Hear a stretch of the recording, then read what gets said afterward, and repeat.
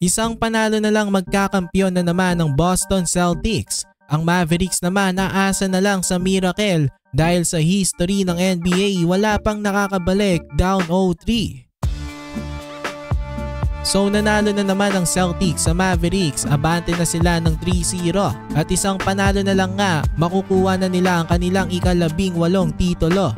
Malalagpasan na nga ulit nila ang Los Angeles Lakers. Pabor na pabor nga sa Celtics ang history dahil sa 156 teams na umabante ng 3-0, ayun na rin ang nananalo ng kampyonato. Netong Game 3, gumawa na nga si Kyrie Irving at pinangunahan niya ang Mavericks sa kanyang 35 points, 2 assists at 3 rebounds. Sinundan siya ni Luka Doncic na may 27 points, 6 assists at 6 boards. Umpisa pa nga lang, mainit na itong si Kyrie Irving at Luka Doncic. Hanggang dulo ng game, buhat na buhat talaga ni Kyrie at Luka ang Mavs. First time nga ngayong finals na parehong maganda ang nilaro nitong dynamic duo ng Mavs. Pero hindi pa nga rin enough ang kanilang performance dahil kinapos na naman nga sila makuha ang panalo.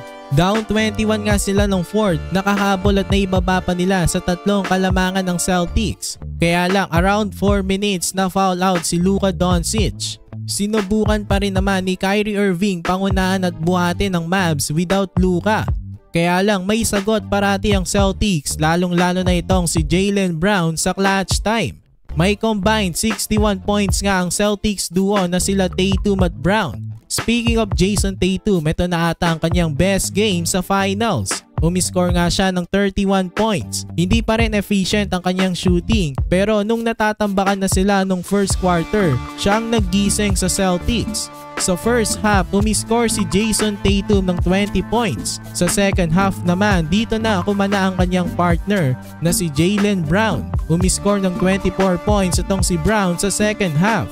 Kaya naman kahit maalat-alat na ang shooting ni Tatum, nakasurvive pa rin itong Celtics. May nakuha na naman kasi silang suporta sa kanilang mga role players. Umiscore si Derrick White ng 16 points at napaka-crucial ng kanyang 3 sa clutch time.